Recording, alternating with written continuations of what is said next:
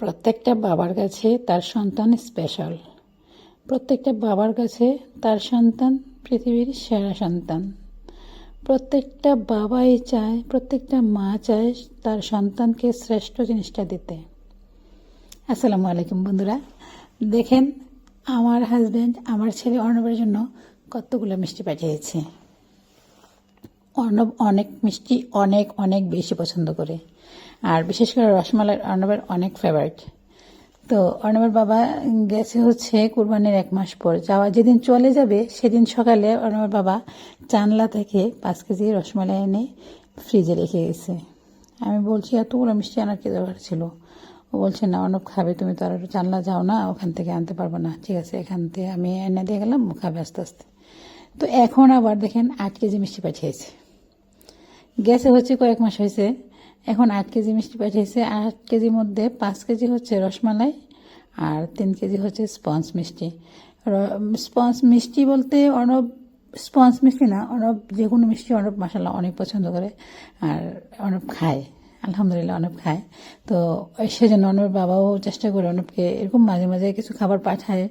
আসলে যারা প্রবাসে থাকে তারা তাদের সন্তানদেরকে অনেক অনেক বেশি মিস করে। আমি বলবো না যে যারা দেশে থাকে তারা মিস করে না, কিন্তু ওদের সর্বস্বটা দিতে পারে, মানে সর্বোচ্চটা দিতে পারে কাছে থেকে, আদর যত্ন ভালোবাসা শাসন সব কিছু দিতে পারে, কিন্তু প্রবাসীরা কিন্তু পারে না।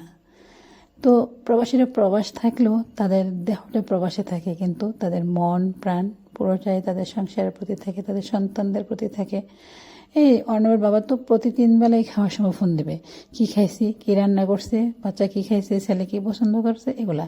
তো এই যে দেখেন না, মিষ্টি ছেলে মিষ্টি পছন্দ করে দেখে আমি তো এতগুলো মিষ্টি দেখে আজব, কি ব্যাপার এতগুলো মিষ্টি কেন পাঠিয়েছো? বলছে থাক, অর্ণব খাবে আস্তে আস্তে, আর আমি তো মিষ্টি খাই না, আমি যেহেতু এখন ডায়েট করতেছি আমি কিন্তু মিষ্টি খাই না। তো এই 8 কেজি মিষ্টির মধ্যে এই যে দেখেন অর্ণব খুলতেছে। একটা হচ্ছে আজকে স্পঞ্জ মিষ্টি খুলতে বলেছি, আর একটা হচ্ছে রসমালাই খুলতে বলেছি। তো এই মিষ্টিগুলো আসলে অনেক মজা। কুমিল্লার মাতৃভান্ডারের মিষ্টি থেকে চানলার রসমালাইটা, কুমিল্লার মাতৃভান্ডারের রসমালাই থেকে চানলার জাকির ভাইয়ের দোকানের রসমালাইটা অনেক মজা, অনেক মজা আলহামদুলিল্লাহ। কারণ আমি আগে সবসময় কুমিল্লা থেকে রসমালাই আনতাম। কুমিল্লার মাতৃভান্ডার থেকে কুমিল্লা গেলে আমি 2-3 কেজি নিয়ে আসতাম, কিন্তু এখন আর কুমিল্লা থেকে রসমালাই আনি না। এখন আমি সবসময় মানে কাউকে দিয়ে, আমি একবারও যাই নাই, আমি অন্যকে দিয়ে নিয়ে আমার ছেলেকে খাওয়াই। আমি আরও 2 জনকে দিয়ে অন্যের জন্য নিয়ে আনছিলাম চানলা থেকে রসমালাই। আর স্পঞ্জ মিষ্টি যে আমি চানলা থেকে কখনো আনিনি, রসগোল্লাটা আনছিলাম, রসগোল্লাটা অনেক মজা। তো দেখেন না, ছেলে টেস্ট করতে নিয়েছে স্পঞ্জ মিষ্টি, আর অর্ণবের টেস্ট এত লাগে না, অর্ণব মিষ্টি হলেই চলে, জাস্ট মিষ্টি পছন্দ।